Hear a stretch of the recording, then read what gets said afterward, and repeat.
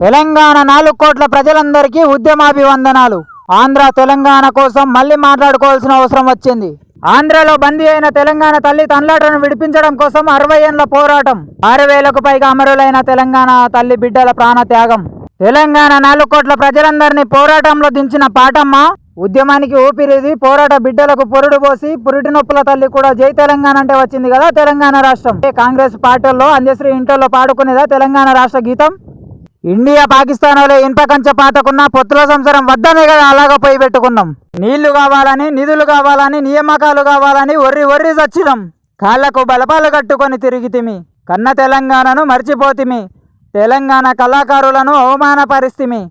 ఎందరినో తెలంగాణ బిడ్డలను బలిపెట్టుకుంటిమి. నీ అమ్మ దీనికోసం ఆ తెలంగాణ కొట్లాడి తెచ్చింది. తెలంగాణ రాష్ట్ర గీతాన్ని మళ్ళీ ఆంధ్రానికి చేయడానికి ఆ తెలంగాణ రాష్ట్రం తీసుకొచ్చింది. ఇతర గంప అంటుంది కొత్త కళ్ళం. ఎక్కడ చూసినా కవులే. ఓ కవి, ఇప్పుడు ప్రశ్నార్థకమా ఆచార్యార్థకమా? అరే, నైజామోని ఫైజాముడగొట్టింది. రజాకారు మూకలకు దిగజ్జాలకు తరిమి కొట్టింది. రాచరికానికి గోరి కట్టింది. తెలంగాణము అంటే గడీలకు అగ్గిపెట్టింది. తెలంగాణము అంటే పిడికెడు మట్టి ఆరా అన్నోడివి అందశ్రీ అన్నా. ఇప్పుడేమైంది? గా ఎంఎం కిరవాణిని తల్లిదాన్ని వాడిని తెలంగాణలో ఒక్కరిని చూపి అంటున్నావు. గా 3 రంగుల జెండా ముడుపులు ఏమైనా అందినాయా?